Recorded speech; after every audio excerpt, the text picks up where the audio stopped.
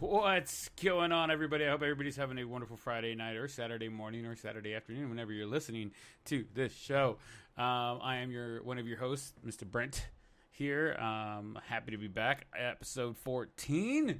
We got some pretty interesting things to talk about today. A lot going on in the world, but we're going to try and stay with sports and keep it that way. That way we're not touching on anything too serious. But I digress. I got to bring my boy in now. Mr. Artie, the Masas Basas, Mr. Basas Casas himself. What's up, sir? How are we doing today? I'm doing all right, Professor. How are you? I'm good. Officially on vacation, I guess, technically. Whatever, man. I dislike you right now. You don't have to rub it in. Another 2 months off from work. Another 2 months. Jesus. So, life is good. Life is good. Technically, but we still have graduation for the kids on Tuesday, but it's a voluntary thing whether teachers want to go or not. Are you going? Oh, yeah, of course. I would never miss it for my students. I heard from down the word that one of your students has won an award. Is that correct? Yeah, one of my students, she won a state competition, directing change. She won the, category of Through the Lens of Culture. So Through the Lens of Culture essentially deals with mental health awareness. So she basically wrote, directed, and edited a film all by herself and entered it in the competition. And when she made it when she first turned it in, I always tell the kids, like, if you make it, I said, I think this has a shot at making the finals. Let's worry about that. Because she's like, oh, you think I'll win? I said, well, let's worry about making the finals first. Because if you make the finals and people have the same perspective that I see on this, I think you have a shot at winning. So sure enough, she made it to the finals. And then once she made the finals, she's like, oh, you think I could win? I said, now I think you have a real shot at winning. I said, because if someone made a better video than this, I said, then they deserve to win, Yeah. I said, and I don't really see that happening. So her video is in Spanish, totally in Spanish. It's a minute and a half video, I think. Yeah. So it's all in Spanish, and then it's in subtitles English. And again, her video is called Our Story, and it basically just deals with the whole mental health awareness and people, the Latino culture, not really, because we're tough, we're not used to saying, hey, we need help, and some of those things, those stigmas that come with being tough and Mexican, enduring, and not asking for help. She kind of addressed those issues. Anyways, so she won the state competition for that, and sure enough, KABC Channel 7 called me and asked me for an interview with me and her. So they featured her on Channel 7 News at the 5:00 news on yesterday, and I recorded it and I put it up on Facebook and Instagram and stuff like that. So it's pretty cool. Right on. She got a nice little segment too. I thought it was gonna be like maybe a 30 to a minute little section piece, and she got about a solid 2.5 minutes on the news. There you go. Yeah, man. So big stuff. What was it? What was her name again? Her name is Nicole Quiñones Frias. Well, so big shout out and congratulations to her. Round of applause. Good job, Artie. You're doing good things over there at Summit High School, man. I'm proud of you. So I'm excited because she's going to be going UCR and she's going to be studying film.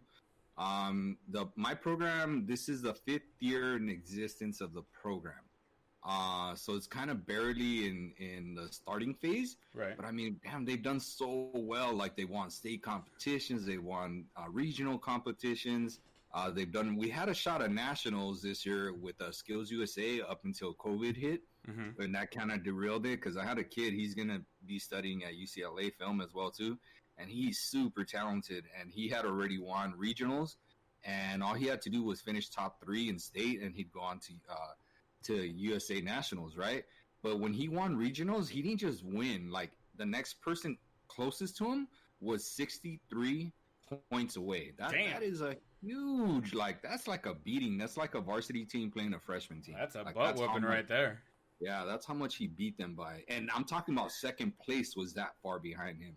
Everyone else was even further, but him in second place were so far behind. And his partner, the girl that was in there, he's really talented, but the girl that was his partner is super talented. And it's not Nicole, it's a whole different girl. Mm-hmm. Her name, Delilah Aguilar. Delilah's going to be going attending school at NYU, and same thing. She's studying, I think, film and I think she's doing a double major. But I got some really talented kids. He's going to end up going to UCLA. She's going to NYU, and then Nicole's going to UCR. Pretty cool stuff. That's awesome, man. Well, you're doing a great job. Keep up the good work, sir.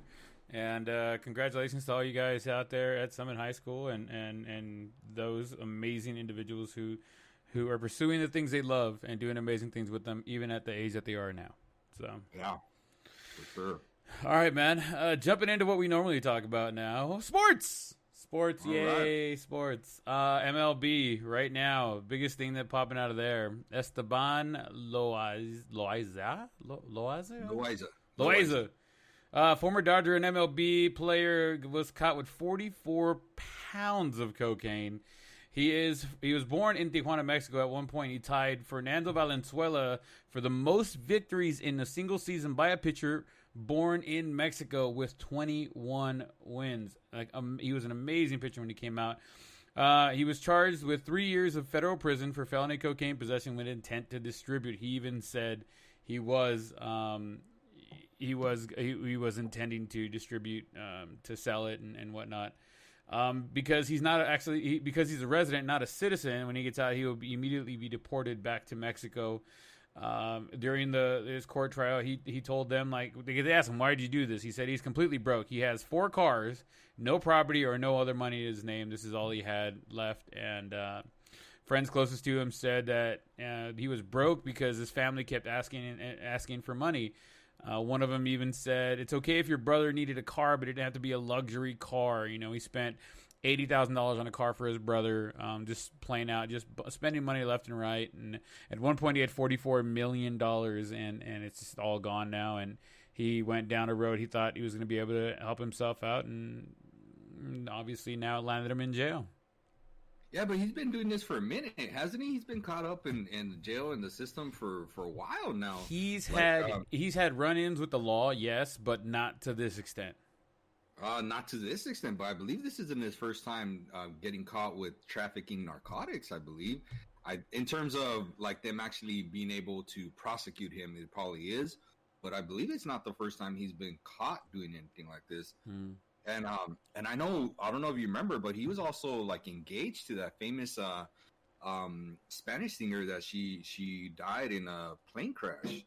I'm drawing a blank on her name now. I didn't know he was engaged to anybody like that. I know he was married and he had a kid or two, and they were divorced, and she took half of what he had left, and then he blew the rest, and this is where he's at now. Yeah. Yeah, but I knew he had been doing bad for a minute, so that's why this to me sounds like, I'm okay, I'm not surprised at all by it, Yeah. He had been caught up in that world for a while now, and then and I believe that's one of the reasons she had separated with him, and all that started coming to light, and then I'm drawing a blank on her name. I probably have to come back to that right now. But she died, and she's out of Long Beach, I believe. And I'm drawing a blank right now what her name is, but she's a very famous singer.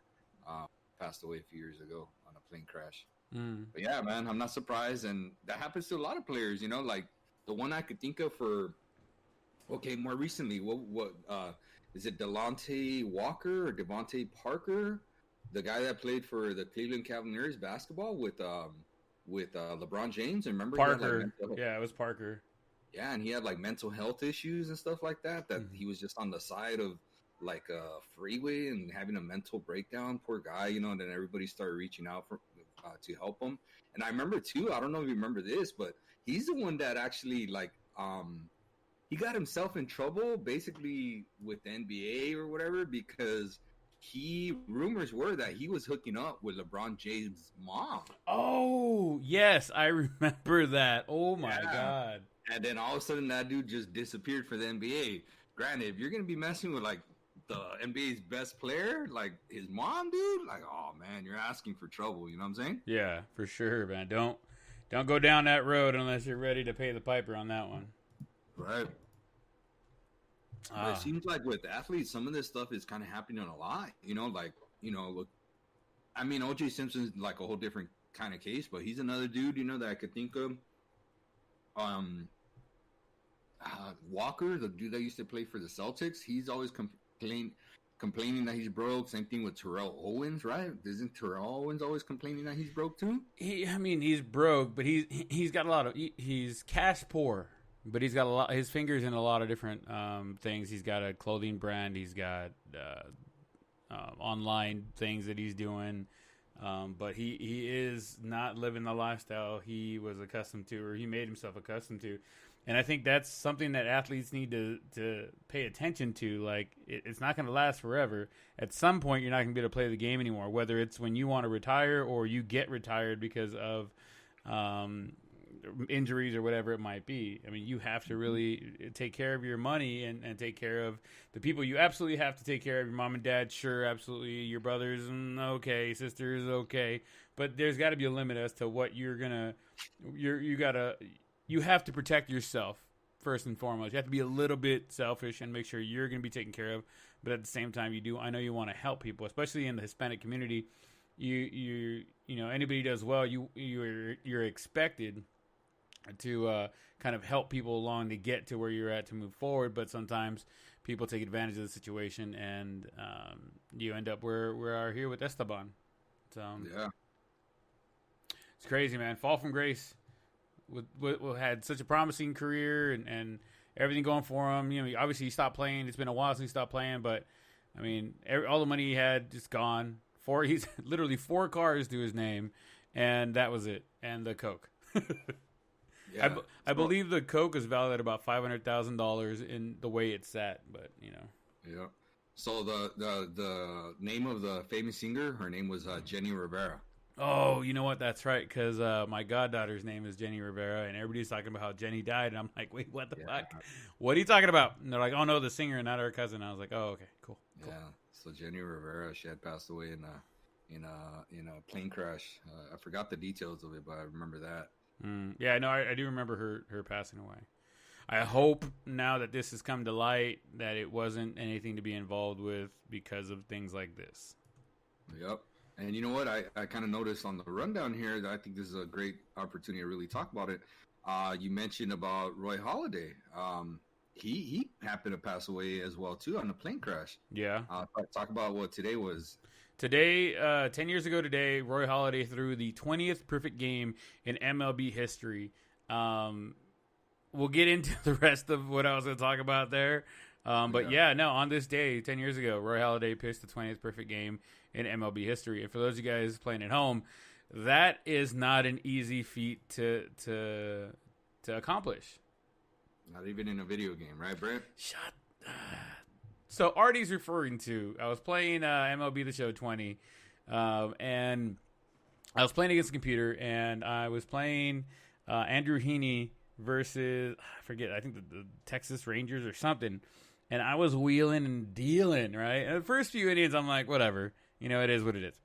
When I got to 5th, 6th, 7th inning, still they had not gotten a hit. Still they had not gotten I hadn't walked anybody. I was like, wait a minute. I might be able to do this. I might be able to pull it off. And then at one point, there was a close bang-bang play at first base. They called the runner safe, and they asked if I wanted to challenge it. I challenged it and won the challenge, which was dope. So I was like, okay, the no-no's still in place. Like, I wasn't even thinking of the perfecto. By the time I got into the 9th inning, the announcers in the game were like, he's so close to throwing a perfect game. And I'm like, oh, shit, I haven't walked anybody either. So the game jinxed me, that son of a bitch. First 2 batters in the 9th inning, I got out immediately.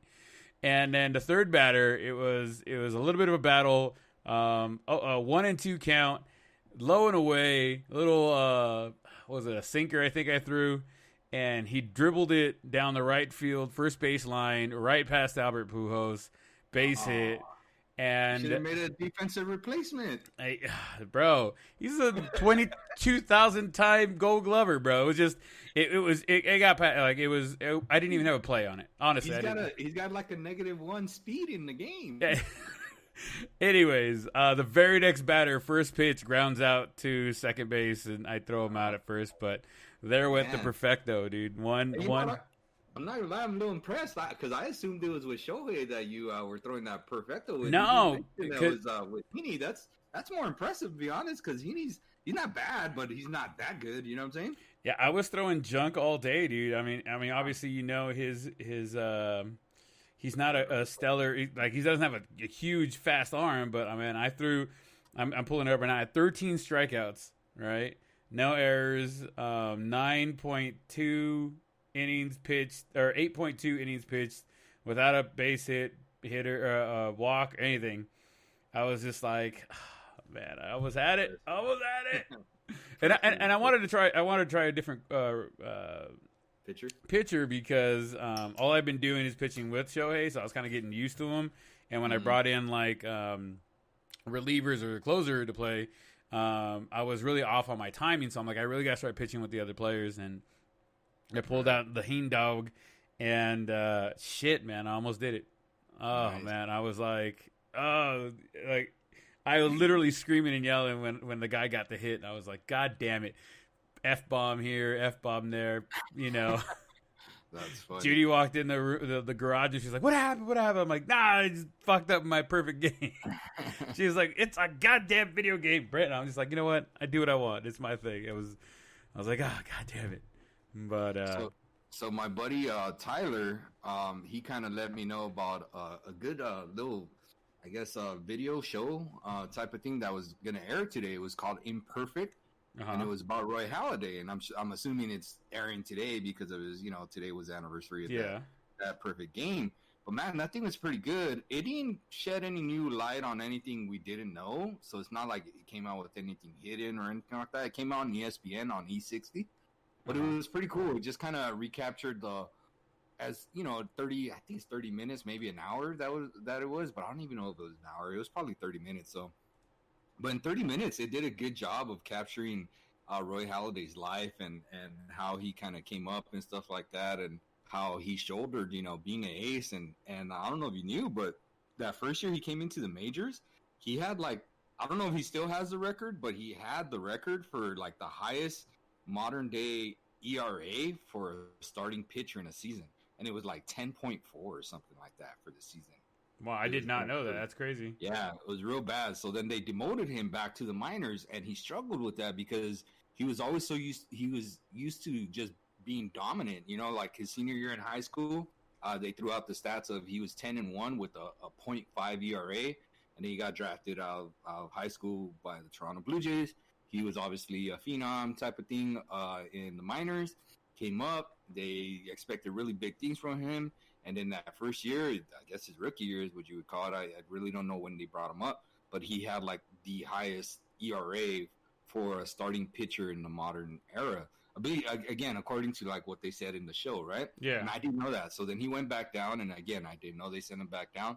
And when he came back up, he was talking about how one of his coaches told him, he's like, hey, I know what's wrong with you. He's you always just have that one, something really bad happens to you one time. And then after that, you really struggle. He's like, oh yeah, when does that happen? He's like, yeah, right after the national anthem starts, meaning before he even starts to pitch. Yeah. But he told him that to just try to get him to relax and hey, you're already here, just make the best of it and be you, Yeah. And it was pretty cool. So then obviously he went on a run. He went on a pretty epic run. He became a Hall of Famer, and I believe he won over 200 games. But he threw a perfect game, and then he's only the second pitcher to ever throw no-hitter in the postseason, which the other one was a perfect game as well. It wasn't him, but it was, I believe, Don Larson for the Yankees in the World Series that threw a perfect game. But he's only the second pitcher to ever throw a no-hitter in the postseason, and I believe he did that for the Phillies against the Florida Marlins, which is pretty cool as well, too, So then obviously they got into, his afterlife after baseball and stuff like that. And he struggled, same thing, with mental health issues, and he was dependent on opioids and stuff like that. He went into rehab one time right at the end of his baseball career, and it didn't really work, and his body started just giving up on him. So that's why he went into retirement pretty quick. And then after that, he went into rehab again, and this time it was for 3 months. And then he came back, and he even started seeing a shrink and stuff like that. And it seemed like everything was okay, but it really wasn't. It was more like an internal struggle that he kind of kept to himself, Yeah. And then obviously he passed away in a plane crash, and the reports are well, he had kind of like a cocktail of drugs in his system, and I don't want to say drugs, but like alcohol. It wasn't. Yeah, it wasn't like cocaine. It was like amphetamines, stuff like that. But he had a cocktail of different kinds of prescription drugs in his system, and he was starting to get really into daring in terms of being a pilot. He really wanted to do like tricks with this plane, and they're talking about how that they think that he might have been trying to do some maneuvers that really he wasn't experienced enough to be doing and might have lost control type of thing. Like a combination of losing control and being under the influence of the cocktail of drugs that he had in his system. Yeah. Interesting. Very interesting. I highly recommend it. Again, I think it was 30 minutes long and pretty good. I will definitely have to check it out real quick. Here's a quick rundown of his career. 95, he was picked up by the Toronto Blue Jays, 17th overall.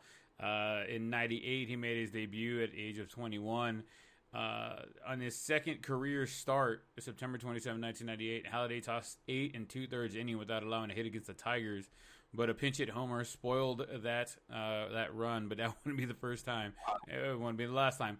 2002 made his first of 8 All-Star teams, 6 with the American League, 2 with the National League.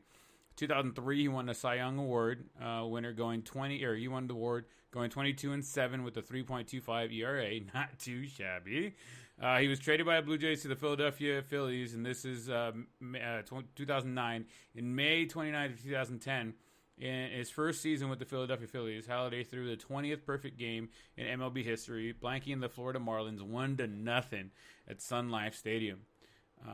He struck out 11, nearly lost a bid a couple times, but he still rocked and rolled. Won the NL Cy Young Award in 2010.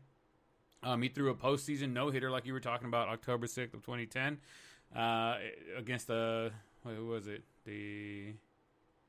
The Reds, actually, at Citizens Bank Park, yeah. So I had it backwards. The perfecto was against the Marlins, and the no-hitter was against the Reds. Yeah. Right. In 2011, he went 19-6. He led the Phillies to an NL East title, finishing second in the NL Cy Young Award. 2013, retired after 16 MLB seasons with a career record of 203 and 105 and a 3.38 ERA.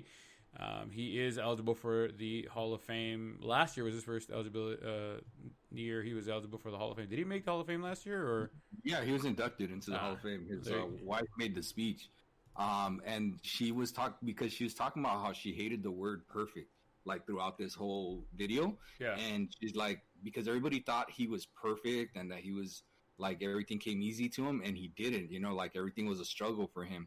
And then when he threw the perfect game, he's like, he's happy that he threw the perfect game, but he was like, man, more of a reason to be associated with being perfect now for him, Yeah. Like it was another kind of burden to shoulder, but it was pretty cool because she said, like in her Hall of Fame speech, I'm just obviously rephrasing it, but she said something like, even imperfect people can have perfect moments in life. And that's what Roy Halladay was. He was someone that didn't do everything perfectly, but had some really good moments. Wow.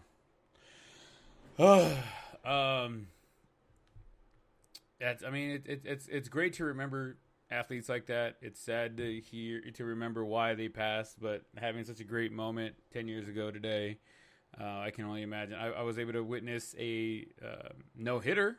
A couple no-hitters, one by Jared Weaver, and it's exciting to watch. So I can only imagine. I can't wait to see the next perfect game come through or the next no-hitter come through and be able to watch that. You were at that game? I had tickets. I had 4 tickets to that game, and nobody wanted to go with me. And so I stayed home to watch the game from my couch. I didn't move for 9 innings.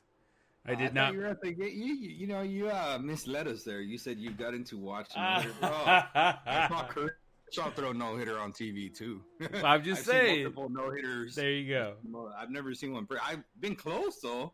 I think it was Kenta Maeda for the Dodgers went into like late in the 8th inning with a no hitter going one time, and then he gave up a hit. And then everybody basically left the stadium because we were winning by so much. Everybody was just hanging on by a thread because he was throwing a no-no. I don't think I've been to another one other than that. Do you know? Did you know Jerry Weaver actually thrown 2 no-hitters, but the other one didn't count? Yeah, because he lost. It was against the Dodgers. That's right. Yeah. That's right. You don't got to remind me, bro. I remember that. I just think it's really interesting when someone it's a great trivia question. Who threw a no-hitter and still lost the game? Yeah, and because he's the only one that actually lost a game with the no-hitter, because there's been other dudes that threw like 9 scoreless no-hit innings and they lost it in the 10th. Like I think Pedro Martinez did that for the back when the Expos were still around. I believe he threw like 9 no-hit innings, and then he lost it in the 10th inning to, I don't remember who it was, but I believe he was another one that's like, oh damn, 9 scoreless or 9 no-hit innings, but still couldn't get it. But Jared Weaver actually threw 9 and lost the game, you know? Yeah, I know. I know. That's I remember. People, Dodger fans won't ever let me forget it. Who's the last team? Who's the last team to throw a no hitter in baseball? Without looking it up, I can't tell you. No, I'm gonna go on a limb here. I'm gonna say it's the Dodgers. I believe I could tell you. I know that they are the last. I want to say they're the last team, right? But the reason I say team is I didn't say who was the last person to throw a no-hitter. Right. Because the Dodgers threw a combined no-hitter. Walker Buehler, I believe, went 7 innings, and then they had like 2 relievers come in and get 1 inning each and get a no-hitter. It was when they played in, I believe it was against the Padres in Mexico. I could be wrong. It says here the last person to throw a no-hitter. Verlander was the last person to throw a no-hitter. He's got a couple too, right? It was on September 1st, 2019, last year. Yeah, Verlander, I think he's got 2 or 3. Yeah, he has a couple. I want to say he has 3. I believe he has 3. Oh, and I'm wrong even about the team one. It was freaking the Cheaters. The Cheaters have the last 2 damn no-hitters. Yeah. Man, Verlander has 3, like I said, and the Astros doing with Aaron Sanchez. And then it says right here, same thing. The Angels had a combined no-hitter as well, too, as a team. We did. It was is it last year? Yeah. During when they were, it was on. Wrong. The guy, our pitcher who passed away on his birthday, they did a memorial for him, and they actually threw a combined no-hitter. And I remember all the players went up to the mound. They took off their jerseys and put them on the mound, and it was a very emotional day. His mom went out and threw the first pitch. It was crazy. Oh God, I can't believe I'm forgetting his name right now. I feel like it was something similar to Heaney, wasn't it? It was something with the H, also a pitcher, no? No. Hold on. Wasn't he a lefty also? Oh, Skaggs. Skaggs? Tyler Skaggs. It was a lefty. His saying was "We are nasty," and it's sad. I mean, with what happened, and they came out and they threw a no-hitter on his birthday, on the day they were celebrating him. So I mean, he was definitely an angel in the outfield, helping them along. You think the Mariners kind of just gave it to him because they felt bad? I don't think so, man. They were playing hard. Yeah. It wasn't a perfect game. It was a no-hitter. Yeah. So, and like I said, I was wrong on the last 2 because the Dodgers were 3rd in line. So Artie was wrong, guys. You heard it here first. Astros, and then it was the Angels in the outfield, and then the Dodgers. And the Dodgers was a 4-player combined no-hitter. That's wild when it starts getting into that many players. Because so many variables. And then nowadays, you're going to have to do the minimum 3 bladders or finish off the inning. So it's going to be interesting if we're going to see any more of those combined no-hitters happen anymore. Yeah, pretty crazy stuff. Moving on to some other news. A-Rod is making a second bid to buy the Mets again. He and J-Lo are working with JPMorgan on a new bid to buy the Mets after their initial offer was denied. The Mets are being valued at about $2.4 billion as of April of this year. It's actually really interesting. They would be the second player. He would be the second player to be an owner of a team since Derek Jeter got the Marlins. Was that 3 years ago now? Yeah, it's been a minute now. Been a minute. I think A-Rod's a tool, if you ask me. Like, I think he's just a little sleaze bucket. I used to be a big fan of his, and the more I hear that guy talk, and like, he just annoys me. And he's just a dude that I think in a lot of ways he had the numbers and he had the big old contract and stuff like that. He had a couple big contracts. Yeah, he had a couple. But the crazy thing is, I think he always wanted the admiration that Jeter had, and I feel like he's constantly chasing Jeter for like everything. You know what I'm saying? Yeah. And I just he's annoyed me. He used to be one of my favorite players until like the whole cheating, using steroids scandal came out with him, and then it just seemed like he always had an issue with Jeter, like just a lot of little things. And then hearing him talk about how like the players should just take the agreement and this and this and that, it's not about the money. And when I hear a dude that used to put so much leverage into his contracts tell players that it's not about the money, that's kind of like the last straw, like for me, where I'm just like, you're just a tool, dude. Like, shut up, you're just saying all this now because you want to be an owner and you're trying to get on their good side because the owners have to approve him, right? In order for him to become an owner as well, too. So obviously he doesn't want to say anything that's like on the player side now, So I don't know. I mean, more power to him for having another minority owner out there, but that's about as far as I'm going to go with supporting him. Like you said, he's a big cheater. He's all about the money. I think you're absolutely right. I think he is chasing Jeter's shadow, and I don't think he's ever going to find it because it's Derek Jeter. Right. You know what I mean? It clean cut the face of baseball for how many years? You know what I mean? Right. And just the top notch guy, clean cut. I mean, it's Jeter, man. Like, and you're not going to be him, A-Rod, and you're never going to be him. Good luck buying the Mets. I mean, hey, like I said, another minority owner, and it would be a good thing for the ownership of teams and major league teams and major league sports. But I think, could it be somebody better? Yeah. Is Jeter just trying to push his way around and chase, like you said, Derek Jeter? Absolutely. So. Yep. And to my boy George Martinez, who I know always listens to the podcast, right? Okay, George, I do like Jeter. I just still think he's one of the most overrated players ever, right? Like, I think A-Rod was a better player than Jeter. He doesn't have all the World Series titles that Jeter had, okay? And I'm going to give you another one too, George, okay? Nomar Garcia-Parra was a better player than Derek Jeter. Derek just happened to stay healthy, okay? And again, those are two dudes that in their prime, both of them are easily better players than Jeter at any point. They won the accolades that Jeter never won. Jeter won all the team accolades because he was surrounded by Hall of Famers. If you put A-Rod and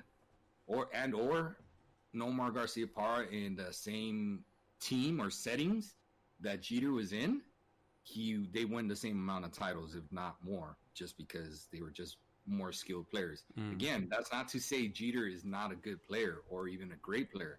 I just think he's a little more overrated. He never really won anything in terms of individual accolades that wasn't selected by a popularity contest. And here's what I mean. And I've told you this before, and I think you found this out when I told you it. People will be like, oh, but he won like 6 Gold Gloves. Yeah, the Gold Gloves are voted on by coaches in the league. They're voted on. They don't use cybermetrics or anything like that. They're just literally voted on like that. Yeah. So the one thing that he actually won, the Gold Gloves, were voted on by coaches in the league that, again, saw his intuition and stuff like that, leadership skills, which he had. His were second to none. The intangibles, I think, are second to none. Like they talk about one thing that I know it's for me is small, but I've actually seen it a lot on TV is one time I think they were playing the Diamondbacks in the World Series. I don't remember who it was, but he wanted to basically try to steal out. So he asked the umpire, hey, I want to check to see if this guy touched the base. And then the umpire says, which guy? He's all the first one. So then he's all right, going ahead. He's all safe. He's all right. How about the second guy now? Well, safe. But the intuition to even ask about the second guy, knowing that just he wanted the first guy, was something that little extra step that a lot of people wouldn't even have taken. You know what I'm saying? Yeah. And so the intangibles wise, yeah, I think that's what made him a Hall of Famer. And I don't think there was anybody better than him, at least in my era that I got to see, at the intangibles. But at the skill aspect of it, I think in his era alone, Garcia Parra and A-Rod were better than him, in my opinion. And that's, I know George is, a Yankees fan or whatever, whenever he wants to be or whenever they're winning. But we know another guy like that too. Evan. Yeah. But Evan at least sticks with them. George is a little flip flopper, and he'll tell you himself. Oh, he's an Andy then. He's a Fairweather fan. Yeah, he's more of an Andy for sure. Gotcha. So all three of you guys, I know you guys are listening because you guys love us and you guys help us out. But that's what happens when you flip flop or you're only a Fairweather fan. That is what happens. Stick with your team when they're winning or losing. Come on, guys. Yeah, but I still would take. If I just think in terms of skill-wise, A-Rod's better, but I still would take Jeter because of the intangibles and the attitude and do the things right. And he still was a damn good player, but he never won a batting title. He had quite a few hits in the season. I think I don't even know if he broke the 20 home run plateau, but if he did, he broke it one time. I think he broke the 100 RBI plateau once or twice. But again, he was a leadoff and two hitters, so you're not going to really break that 100 RBI plateau very often. Right. I could be wrong, but I believe Nomar Garcia Parra, or if not, Darren Erstad had the RBI record for a season by a leadoff hitter, and I think both of them barely reached like 100. But again, that's just off the top of my head. I remember it was kind of one of them that had that record for a while, and I know Jeter was either chasing it or trying to surpass the record because they were kind of on the same era at the time and never really quite reached it. Yeah. Well, I mean, go Jeter, boo A-Rod. I think we're getting from this. I agree. Yeah, for sure. A little more MLB news. David Price, newly signed Dodger, is going to pay the Dodgers minor leaguers $1,000 a pop. And the Dodgers have also come out and said they're committed to paying their minor leaguers $400 a week through the end of June to see what's going on with the MLB season at that point. There's a couple of other organizations that have completely furloughed their minor leaguers or minor league system. I didn't get a chance to dig into how many and who and what's going on, but I think it's very admirable of David Price to go out there and say, I'm going to give each one of them $1,000, and the Dodgers as well for committing to pay their minor leaguers their $400 a week salary through the end of June at least, and then they will reassess. So my hat's off to the Dodger organization and David Price. Already, I finally said something nice about your Dodgers. Right. And he was not newly signed. He was newly acquired. Yeah, acquired. Acquired is probably the better word for sure. And going back, it wasn't Angel that had the record, but the record was just recently broken by Charlie Blackmon. So Darren Erstad did have the RBI record for a leadoff hitter. I was trying to actually find the number. I think it was 100. It was an even 100. Mm-hmm. And Charlie Blackmon, I'm pretty sure he obliterated it. I remember seeing it too. Yeah, because Erstad had 101 before, and it doesn't say how many Charlie Blackmon actually ended up having, but he broke the record, and I believe he broke it by quite a bit too. Oh, there you go. So, but yeah, I think that's real cool too, and that's one thing that, even though you said that, so you know what makes it more impressive is that David Price does not have like a history or a connection with these minor leaguers because he's barely acquired. Yeah, he just got there. He hasn't even like made a connection or built a relationship with any of these guys, and he's paying for their salary. To me, that's like just mind-boggling. That's a stand-up dude right there. Yeah, like I could understand if it was like, I don't know, like a Cody Bellinger or but see, none of them have big contracts yet. Yeah, I know they're making a little bit of money through arbitration and stuff. Mm-hmm. They'll have like the big contracts that David Price has, but maybe like a Kershaw. But even that, Kershaw's been around for a minute now. The reason I say Cody Bellinger is because Cody's still young enough where a lot of these dudes in the minors, he probably played with them a lot, right? Mm-hmm. So he has that connection with them. Like, oh man, I remember when I was just there, 4 years ago? Because I think he's only been in the pros 3 years now, right? So he was like, I was just there with them 4 years ago. I know how much I struggled, blah, blah, blah, that type of things, right? Right. But David Price, like, he hasn't been a minor leaguer in forever, let alone, and he's already been in 2 other organizations from the one he got drafted by. He got drafted by Tampa, and then he went to Boston, and now he's with the Dodgers. And this dude's paying for minor leaguers, salary for guys that he's never met or built a connection with. That to me is really impressive. The other one that I think we had mentioned in another show, and I know George again had mentioned it to me that he respected a lot was Sid. What's the name? How you say it? Shin So Chu? Shin So Chu, right? Something like that. Okay, but he's with Texas, and he was talking about how he remembers how much he struggled as a minor leaguer, and he said that he was going to pay the minor leaguers salaries for the year or whatever, like help them out, like whatever it was but he said it like early on, and he came out and said it, and I would never think he's someone like vocal like that, because he obviously English isn't his first language or anything like that, and he just came out and said it right away, right when it happened. Like, David Price is doing it now, don't get me wrong, and I think it's cool. And David Price has the funds for it because he doesn't have choose a lower contract. He probably doesn't have a bad contract, but I mean, David Price has a fat contract, Yeah. And for Chu to do it, like, man, dude, that to me was impressive, because I was like, damn, that's a dude that doesn't have a fat contract and stepped up. And again, this is probably only the second player that I've heard that's done this. That's 2 guys. That's impressive. And then the NBA, we had dudes doing it left and right. Remember? Yeah. Well, they were paying the workers even. Right. Yeah. So impressive, dude. Hats off. Anybody that shows any kind of generosity towards people that they don't really know or have any connection with, and have the means and stuff like, dude, hey man, I don't think they're doing it for any kind of publicity or anything like that, but just hats off to helping people that are in need. Yeah, absolutely, man. I'm with you 110% on that one. Now the burning question in Major League Baseball.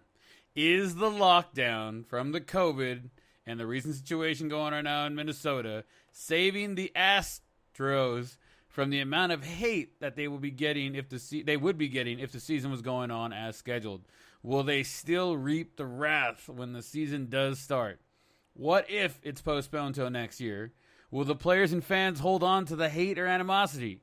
According to Yankees reliever Adam Otasio, I don't think people are going to forget it, but I think it's helping them because that was the story of spring training up until the virus hit. Adding later on, I think that once the season started, they were going to be in for a lot of hatred from fans around the country.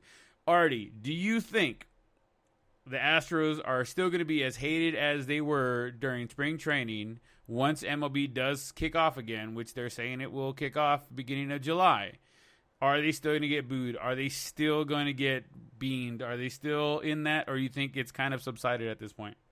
No, I think it's still going to be there. I think right now just the media's focus is on something else. Everything's shifted because the focus on the media right now is not, hey, the Astros this, hey, the Astros that. The focus is, hey, are we going to have a season? Like, that's the focus. And then once they get past that hurdle and they find out the schematics of everything, whether it's the salary schedules, the playing schedules, the postseason schedule. Hey, is there an All-Star game? Is there not an All-Star game? Is there an All-Star break? How many games? All the details, right? Then, like, once those things are ironed out, well, what's the next big story, right? The Houston Astros. How's everybody going to react? Hey, like you're saying, are they still going to be pissed off? Hell yeah, I think everybody's going to be pissed off because look at, again, we talked about this before. The Red Sox didn't come and like rub it in anybody's faces that they were cheating and that they won a World Series and they're cool. And we got what was it? They got a fine.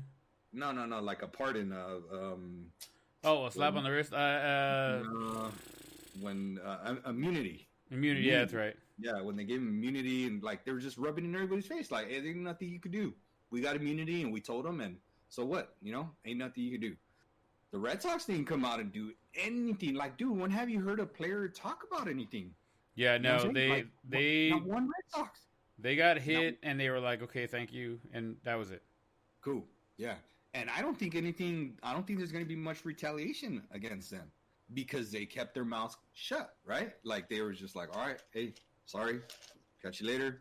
Not one player came and said, hey, well, look, look at this count. It was 2-1 and it was an easy call, a fastball by dumbass Correa trying to break down like a play that never really, he's just talking about apples and oranges. You know what I'm saying? Yeah. And that's, I think, it's bulletin material, right? Like, people are always looking for bulletin material, and the Red Sox didn't give anybody any bulletin material. That's why they're not going to be, like, beamed and stuff like that, right? Right. But the Astros, man, they gave a lot of people bulletin material. Remember we talked about, like, was it a White Sox player or a Kansas City pitcher that said he heard banging in there and he called timeout and brought the catcher and he thought that, right? But at the time it wasn't confirmed or anything like that. And then now that it's been confirmed, he's like, I knew it, and then he's again, some of these Astros cost some of these players like their playing career. Like who was I think was it a Dodger or was it I think that one was a what you call a Royal, a dude that got shellacked by the Astros when they're banging the drum, and then he just never really made it up to the pros again. Yeah, they sent him down right afterward, and then he never made it back up. And like to me, that's a justifiable reason. You're messing with someone's career because you're cheating. That again, I bet you that team's gonna have a lot of animosity towards that because of that. Yeah. So like everybody's gonna have their own little bone to pick, if they felt that they were wronged by the Astros. And again, there's so many of them. The Yankees are probably enemy number one, public enemy number one for the Astros because they're going to see them no matter what in the American League.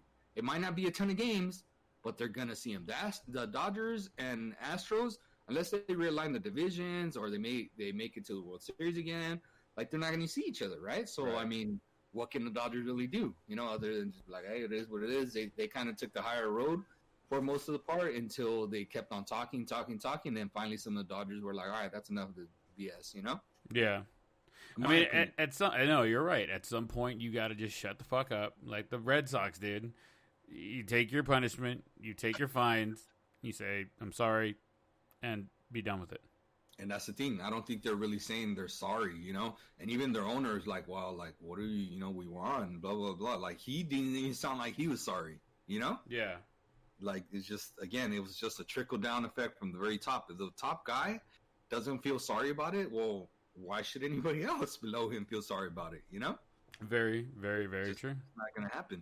And I know you kind of didn't put it on the rundown, but you did talk about it here, and I think it's really, really big news. But, the Major League the Players Association rejected the counteroffer from baseball and the owners. And I think that's twice that they've gone back and forth. And Scherzer had like a huge quote in the paper that I got to find. But for meanwhile, I want to give you my 2 cents on that. I actually think that the season is probably not going to happen now. I don't. After the second refusal, I honestly think because the players want to do a longer season than 82 games. The players want to do 100-plus games. They don't mind playing into the fall or winter to get the season done. But because they want to, it's sadly, again, all about the money. They want to make sure they're getting paid. Obviously, the guys making the huge contracts, your Kershaws, your Trouts, your whoever you want to call your whatever, they're not going to be affected by taking half of the cajillion dollars that they're getting. But definitely players that aren't making that kind of money are affected, and they are definitely trying to get every penny that they can. To an extent, I get it. You want to get paid, and you want to get paid for what you're doing. You're obviously doing your job at the highest, how do you call it? And not effort, but at the highest level that you can. Yeah. And I get it. But at the same time, at some point, you're gonna come off as being too greedy, like we talked about a couple episodes ago. I think it was last episode we talked about. Blake Snell, yeah. Talking about, like, I ain't playing unless you pay me my money. It's like, dude, like, and then he comes back, goes, oh, well, I don't want you guys to think that I'm being selfish or greedy. It's just I need to get paid. Like I'm in the front lines. It's like, dude, you're not in the front lines. Calm the fuck down. Go play fucking baseball. You get to play a game and get paid millions of dollars to do this. So other than him saying that, there hasn't been players really saying it the way he said it. I think Blake Snell said it in a very selfish way type of thing. And so check this out. I found the quote, right? So Max Scherzer says, after discussing, and remember, this dude is like basically the number one dude for Major League Players representative. He sits at the main table representing the players, and he's like respected amongst baseball. And now that he has a World Series title championship belt under his World Series title under his belt, along with all the, he's won a Cy Young in both leagues. Like, dude, this dude has the voice of baseball right now, if you ask me. So, and this is what he said. After discussing the latest developments with the rest of the players, there is no reason to engage with MLB in any further compensation reductions. We have previously negotiated a pay cut in the version of prorated salaries, and there's no justification to accept a second pay cut based upon the current information the union has received. And I'm telling you, dude, they are not going to sign a contract. The only way that they're going to agree, and I don't care, I get everything you're saying, oh, it sounds selfish, this and this and that. Dude, but while it's the owners haven't come out and really said anything, okay? And that's only because there's 30, how many teams in baseball? 30, right? Yes. Or am I wrong? Okay. So there's only 30 owners, right? Baseball, there's a 40-man roster times 30. That's 100, fucking quite a few, right? Like, I don't even know right now. Like, enough. 100, it's a ton, right? Yeah. Whatever the number is, well, of course, you're going to hear more voices talking from the bigger number as opposed to, like, the owners, that there's only 30 of them. So all they have to do is stay quiet, and they don't sound bad. But if one voice, Blake Snell, talks and sounds stupid, then it puts the rest of baseball, it makes them sound like, oh, look, that one baseball is sounding dumb. Look, they're selfish. They're this, and that. And Blake Snell doesn't have a seat at the table. He's at, like when Thanksgiving's going on, and they have like the grown-ups table and then they have the kids table. He's at Blake the Snell's at the kids table, bro. Max Scherzer is at the center of the adults table. And let me tell you, Max Scherzer is saying it correctly. And let me tell you, until you change that dude's mind, baseball's not going to happen. And if you ask me, he's saying, unless you open up the books and show us that this is all you could really afford, then we're not signing. Because the way I think he's seen it and my understanding of it is owners still want to make their money, but they're making their money by cutting the players' salaries. Yeah. If the players, because the players are losing money, right? Technically, they're getting paid, but they're losing a lot of money of what they're getting paid. And they're saying, hey, you guys aren't out here risking yourselves. Well, again, the risk might be debatable of how high, how low, that type of thing, right? Like, I get it. But the owners are not being risked at all. Those dudes could stay at home and still make millions, right? And the players are like, hey, yeah, we're going to make millions, but we're not staying at home. We're risking injury, exposure, whatever, right? Yeah. And we're making less than what we could. So I understand why they're saying that. Like, hey, show us the books and show us that your profit margins aren't high, and that's why you're only able to pay us this. And they don't want to. And until they do that and prove to the players that, like, hey, these are our profit margins, like, we can't do much more than this, then I just don't see it happening. Does that make sense? It's like a business move, and I get it. And I don't want to say I'm for it, but I just get it. Like, it's making more and more sense as to why it's happening. Yeah. And I just think it's cost reward, and the players are like, you know what? It's not worth the risk. It's a high risk, low reward type of thing, and it's just not worth it. Even if they make, millions of dollars or whatever, I just don't. I think a lot of them are like, it's just not worth it for me. It's just not worth it. We'll have to see. June is right around the corner, and they want to do a July 4th opening weekend. So we'll see what happens in the next week or two, because they have to start in the next week or two if it's going to start. If not, then we're not looking at baseball this year, guys. That's what I'm saying. Like, it has to start. That means they need to agree on something this weekend. At the very worst, next weekend. Yeah. Dude, you got 1 week to agree on something that right now they're very far apart. Very, very far apart. And do you think the owners are going to open their books up? I don't think so. I don't think so either, man.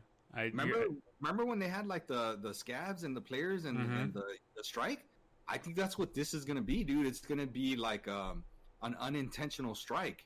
It's going to be like, nah, we ain't doing it. Like, I honestly, because I remember back when that strike happened, I didn't think it was actually going to happen, right? And then it happened, and I was little. I remember very well, and I was little. But I could tell you now, being older, I understand it more, the schematics and economics. And, dude, they're not going to play because there's only a week. In order to get this season going and meet that target date of July 4th, they need to agree this week. And I don't think that this contracts and stuff like that or their compensations is going to get agreed upon, especially with them being so far apart, in 1 week. I think it's going to take, if they agree, a month.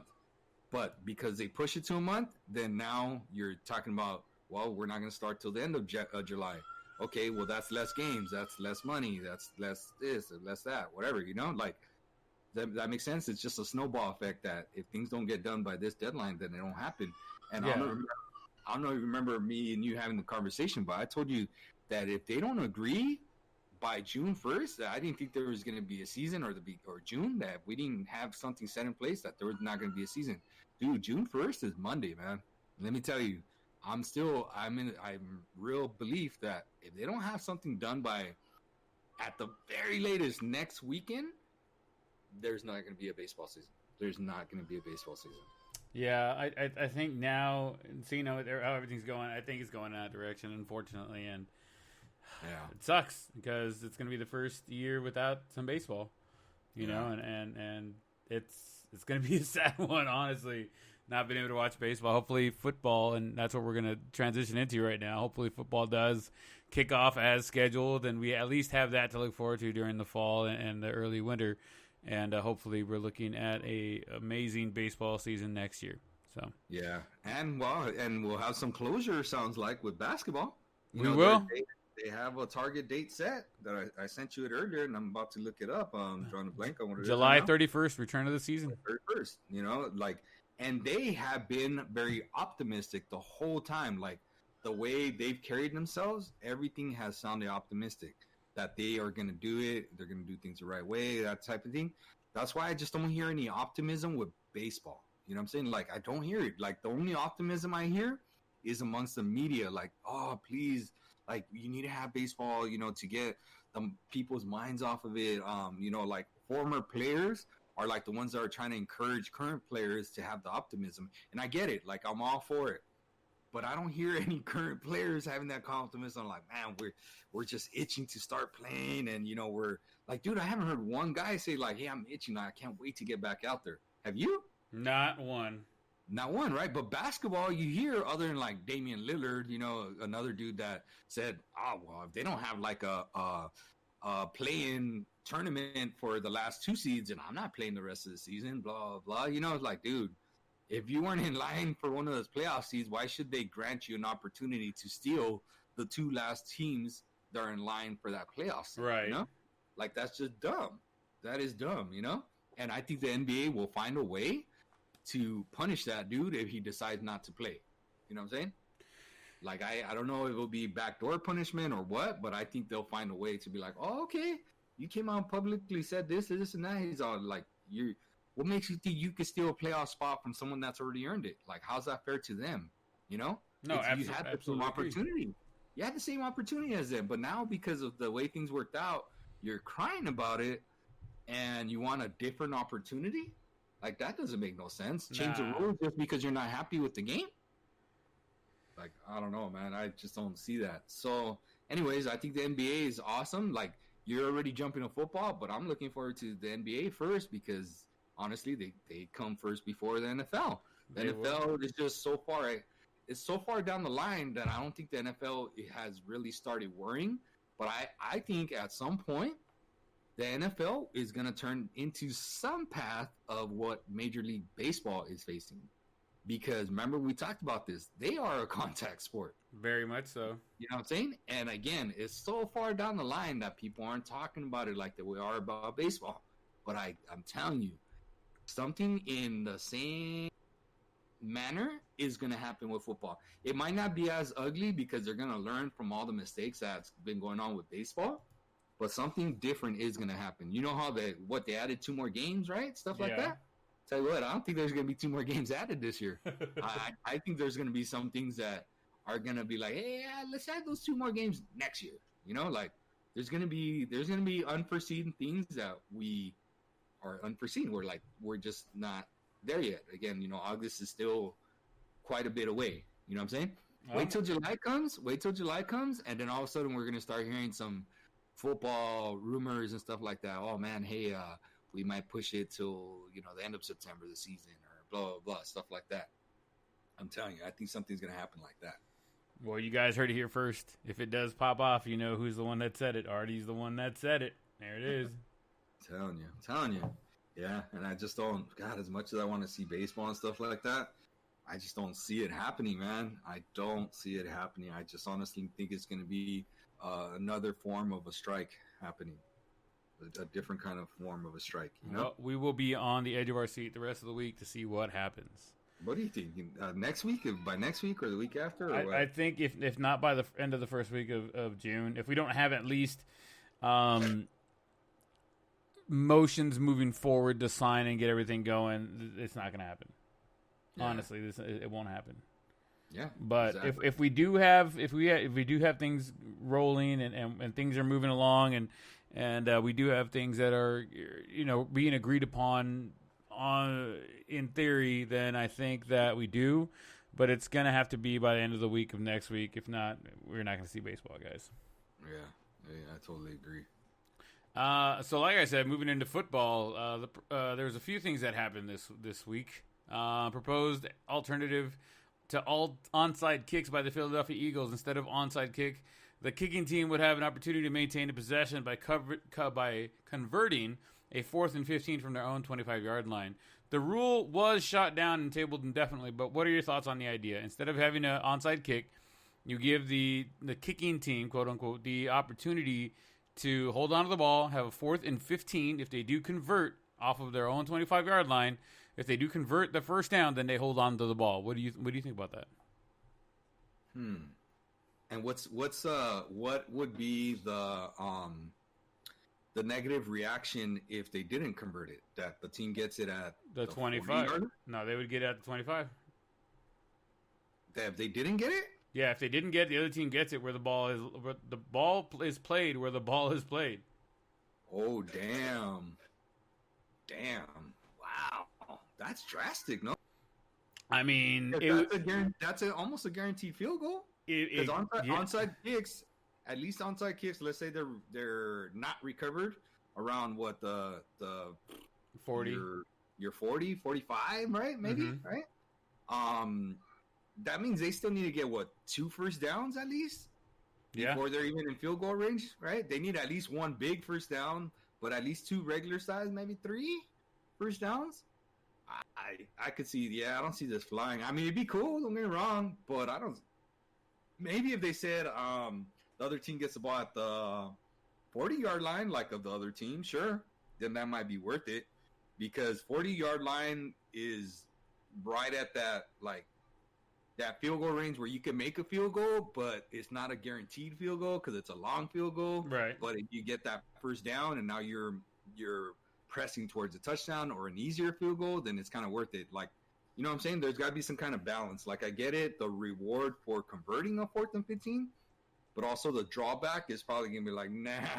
You know, there's some teams in the NFL that can't convert a 4th and 15, and they're like, nah, no thanks.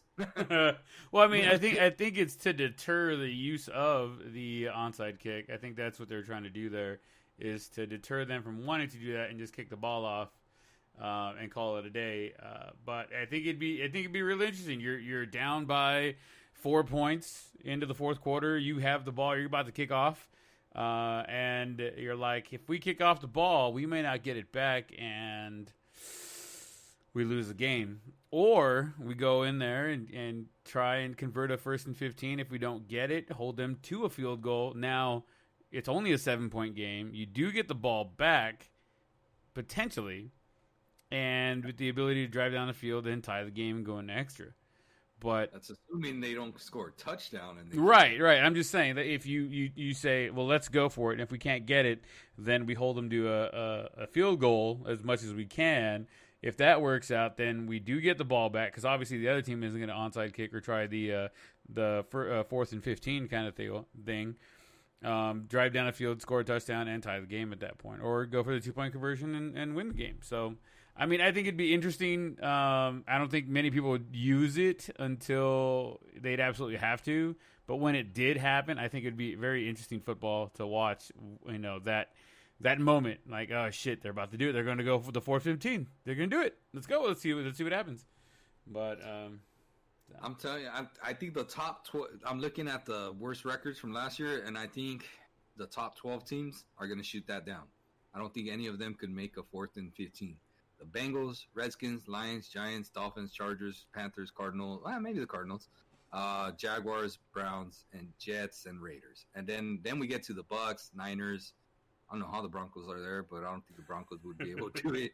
You know, Dolphins are up there. I don't know. I thought they had a worse record. Maybe they just were lower on the draft or whatever. They wouldn't be able to do it, you know. But, yeah, man, if it comes to votes and stuff like that and teams, I just don't see enough teams saying, like, nah, we'll take our chances kicking the ball. Even though I saw that, like, the recovery rates have gone down substantially, right? Yeah. For the onside kicks, and I think they're trying to, like, find a way to institute on giving the teams a fighting chance to maybe get the ball or convert or some way, which I like, you know, but I don't know, man. It's one of those, you got to earn it, you know? You got to earn it. Teams have just evolved and understand how to spot or recover those onside kicks way more than they did before. You know, like they put their hands guys up front, you know, like they instead of just like having some blocker up at front trying to catch a damn ball, you know? Yeah. So I don't know. I just don't think enough teams are going to pass on it because. Well, it was tabled indefinitely, so which means it's probably never going to happen. But I just thought that was the most interesting thing I had heard about it. So I was like, that's actually interesting. I'd love to hear Artie's thoughts on that and if he'd be for or against it from there. Yeah, I bet you my boys who like to play Madden a lot, like Tyler, George, and Joe. I bet you they know somebody that would definitely be going for 4th and 15 every time and really piss people off because they play in the league. And I guess there's this one dude in that league that just plays dirty and like likes to rub it in and go for 2-point conversions when he's already up by like 40. And he's a really good player. But Tyler actually beat that dude in the playoffs, which was awesome. Like, I don't even know this other dude, but I was rooting for Tyler to beat this guy in the playoffs, and Tyler beat him because he used like clock management. And then this dude has the audacity to like complain afterwards to the league and talk about, we gotta talk about running the play clock down on every single play, blah, blah, blah. It's part of the game. Yeah, right?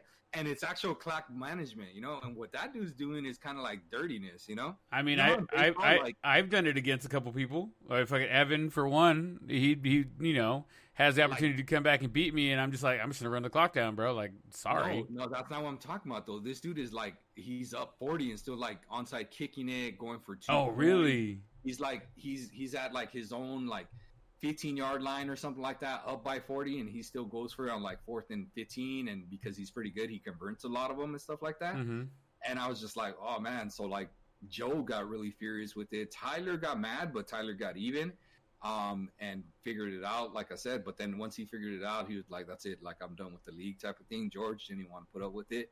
Like, it was just interesting, you know, because in baseball, like, you know, one of the cardinal sins or a couple of the cardinal sins that people talk about is like bunting, you know, when you're up by quite a few runs, or stealing, you know, bases when you're up by 10.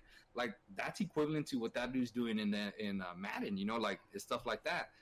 And I know you probably don't play a lot of online games and stuff right now with MLB The Show, but people get real irritated with the whole like watching the home runs and replaying them because they have a replay button this year. Yeah, and people get like really irritated with that. And I mean, I kind of do when you're losing by a lot, and then all of a sudden you're like replaying a home run, or like I can understand if it's a moonshot and you're like, damn, that was a great shot. But when it's like a wall scraper and you're replaying it, it's like, all right, you're gonna get beaten on the very next one.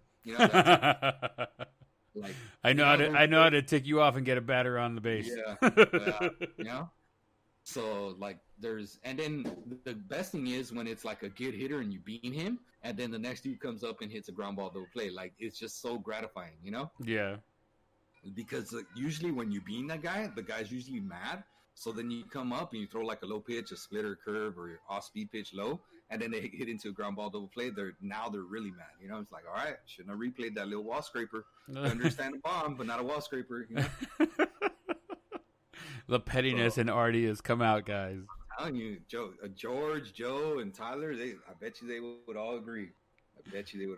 So, anyways, speaking of Madden news, the NFL renews their Madden deal worth $1 billion to the NFL and $500 million to the NFL players. So, I mean, it's interesting. They're back for another. I didn't write down how long the contract for, but they're back. Madden's coming back 2021. Here we go, and further. I don't think that's ever going to change though. And I can't wait till the new Madden comes out. Of course, I'm getting on the new PS5, baby, when it comes out.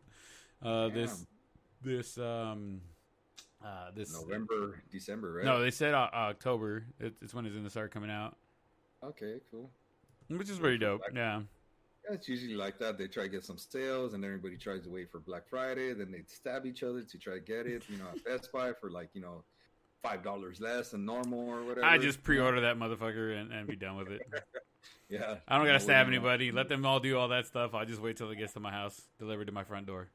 I remember someone used to camp out at Best Buy before. I used to, yeah, back in the day, man. I used to fucking make money, dude. I used to camp out for these guys playing at home. I used to camp out a week in front of Best Buy, but then I'd take orders because I used to always be like within the first 10 people to walk in the store.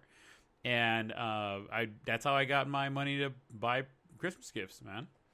People would pay me. I'd do a small upcharge. Somebody wanted to say $1,000 TV that was $250. I'm like, all right, cool. Give me $350. I'll get you your TV. Shoot, go for it. And some people were like, bro, no. What do you mean? You give you $350? The TV's $250. Whatever. Blah blah blah. And I'm just like, bro, you're getting $1,000 TV for $350. It's still a great deal. You don't have to sit out in the cold. If you don't like it, dude, pound sand. I'll find somebody else who does. And I found plenty of people who did. And I did that for 4 or 5 years, something like that. And I was able to buy Christmas presents just doing that. Bro, do it again. Bring it back. Hell no, bro. I can't do that shit, boy. Now I could afford it still. Come on, now bring it back. I could afford the $350. We'll see what happens next year. You can buy all the stuff online now, so it's not as fun. Yeah, that's true. Tell Logan to do it, man. I'll pay him. There you go. The Chiefs and Mahomes are talking long-term extension, being called a deal unlike any other in history. Where does this deal leave Dak, or the rumors of this deal leave Dak? Who signs first, Mahomes or Dak? What do you think, Artie? Man, I still don't want to. I like Dak. I know all the BS is going on. I still like the guy. I'm telling you, if he doesn't sign before the season and stuff like that, I'm not going to like him. And I know you talked about trading him, and that dude's not going to be tradable. So I think Dak signs first. I think Mahomes is going to wait it out. Like, there's no rush for Mahomes to sign. And I do think Mahomes is going to sign something stupid. Yeah, they're talking about Mahomes reworking his current deal into a long-term contract extension, making an ungodly amount of money. I think Mahomes is going to be like the trendsetter that A-Rod was when he signed that, $250 million contract back in the day when he signed it with the Texas Rangers. I think that's what Mahomes is trending toward, because he's at that right spot, dude, where he has an MVP, he has the talent, the tools, and he already has a Super Bowl, and that team needs him like the NFL needs him. You know what I'm saying? So he's got them like right where he wants them. So the world is his oyster right now, and I think he's gonna get like just something that whatever contract he signs, nobody's gonna match that contract for like 5-6 years. Like, I really believe that, which is the same thing happened with A-Rod. Like, nobody matched A-Rod's contract until, like, dude, Giancarlo Stanton came around. And his contract, all of a sudden, like, okay, now A-Rod's doesn't look as dumb, you know? But I think Mahomes is going to be that guy for the NFL. Yeah. I think he's going to reset the market completely. And it's going to be interesting to see where this goes. Is Cam done? Will he end up electing to be a backup somewhere, or will he sit out and wait to see how the season goes? What do you think, Artie? I think he has to be a backup, and if he sits out and waits for what? Like, the only thing he can, if he sits out and waits, the only thing that could happen is that he hopes someone gets hurt and is desperate that needs him. Let me tell you, dude, if someone gets hurt, they're not going to bring Cam off the streets and say, hey, you're our starter. You know what I'm saying? Like, nobody's going to bring him off the streets and make him a starter. If there was one team out there right now that could benefit from taking Cam off the street right now and going, you're our new starter, which team would you say? I still say the same one. It's the Patriots. You know, the Patriots are trying to they don't have, like, the Patriots, you know, their big thing is they always had Tom Brady. They had that star appeal. They had that one star, right? Right. Now who's their, like, star, right? Like, Edelman? You know, like, who's their dude? You know, who's their guy that they're turning, you know, their fans and trying to sell their fans on, like, look, hey, we have Julian Edelman, you know? Cam Newton would draw some fans, and they'd keep them. You know, they'll probably win some games, maybe not a ton of games. Who knows? Depends on what Belichick could do. But remember, we talked about the whole conspiracy that Belichick's really trying to maybe tank the season and go after the dude from Clemson, you know? Yeah. But it would make the most sense to get star appeal and a quality player that maybe still has 1 or 2 years left on the tank, and get him in there. I don't know. I think he'd be the best fit right there. I mean, I'm with you there. I also think they'd be the ones. Yeah, I think the Patriots right now are going to be the only ones out there willing to do it. But I think Belichick is playing the long game here. He's going to let him sweat it out, and then when Cam's got nothing else, he's going to go there and be like, hey, since you got nothing else going on, you want to come play for the Patriots? I'm going to give you peanuts of what you're looking for, but you're going to play. Yeah. So we'll see. Sure. Speaking of talking shit, I mean, we always do. Melvin Gordon called out the Chargers and the fans on a recent interview. Speaking on playing on empty stadiums, they asked him, hey, what do you think about playing in games without any fans in the stadiums? He said, bro, we didn't have any fans anyways. Talking about his time with the Chargers. And I've been very open-minded when it came to going to Charger game. I got to go to one Charger game, and they played at the Home Depot Center, and it was so small because I've been there for when the Chivas USA played there, and it's so small that no matter where you sit, it's a great place to watch the game. It's great. Mm-hmm. And now going to the bigger stadium, I mean, honestly, the Rams are just gonna dominate that stadium, and I think the Chargers are just gonna be the Clippers of that stadium, kind of like the Lakers and the Clippers right now. I agree. So it's just funny that he calls out the Chargers and their fans after the fact, obviously, but saying, of course, he would never say that while he was still there, you know. Of course, but I think it's funny, man, because when they were playing at the Coliseum, I went to go watch the Chargers and the Falcons. 90% of the fans that were there, it was the not the Chargers. I went to saw the Rams. I'm sorry. Even there, but 90% of the fans are there were all Rams fans. And every once in a while, you see a Charger jersey here and there. It's like, oh look, they're supporting, like they're still in LA and this and that. And I know a couple, Monica. I mean, that's Fredo. That's the only two Charger fans I know. Right. But I mean, it is what it is. I mean, you got to be real with the situation and understand who the main team in LA is right now. And the Chargers ain't it. But I think it's funny that he called them out that way. Yeah, and I have two friends that are Charger fans. You know, Ricky Picorni's a diehard. That dude has like the bolt on his arm and everything, and he has like, I don't know if he has season tickets, but he goes to every home game. So I think he might have season tickets, or if not, he just buys them individually or whatever, but he goes to every game, and he's a diehard, and and he has his daughter, and takes her, and like it's pretty cool to see like how much he loves, because he's a big Dodgers fan. He likes the Lakers too, but you could tell he's a diehard Chargers and Dodgers fan. Those are like his teams, and it's pretty cool to see him. And then we have like I don't want to say a fair weather fan, but more of a softer, casual fan. Anthony Andrade, who is probably going to be making an appearance at your house tomorrow.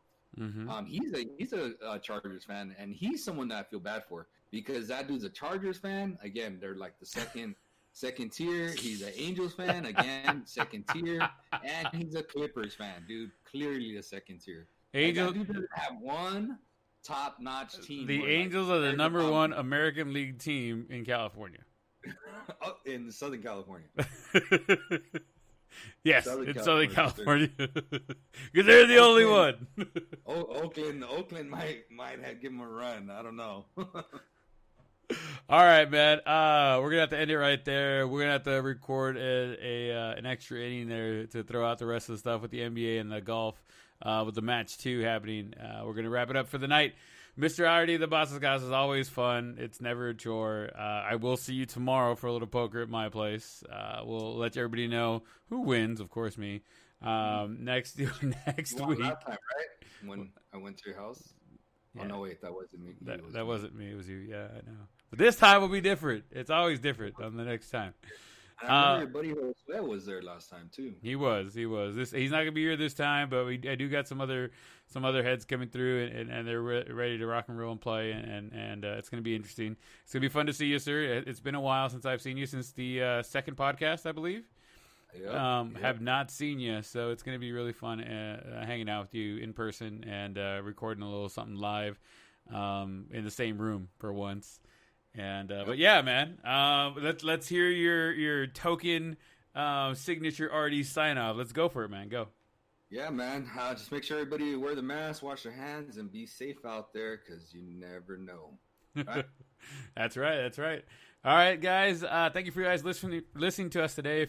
If y'all love what you guys are hearing, please like, subscribe, share, and follow us wherever you are listening to the podcast. If you have any comments, ideas, questions, whatever it might be, please feel free to email us at theblownstatepodcast@gmail.com.